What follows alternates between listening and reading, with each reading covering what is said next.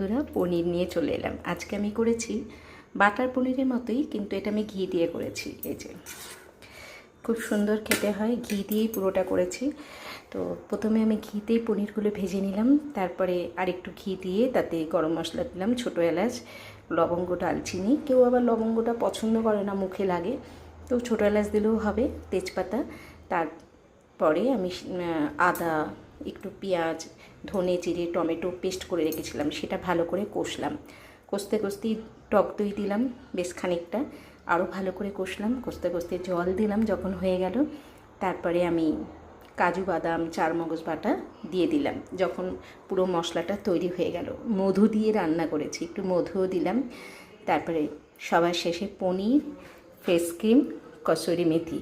তবে কসুরি মেথি সবটাতে দেবো না, আমার ছেলে পছন্দ করে, ওরটাতে দেবো, তাই এখনও মেশানো হয়নি। এটা যার যার পছন্দ। আর সবার শেষে গরম মশলা। দারুণ খেতে হয়। ঘি দিয়ে করেছি বলে ঘি পনির বললাম, নতুবা তো বাটার পনিরেরই রেসিপি এটা পুরো।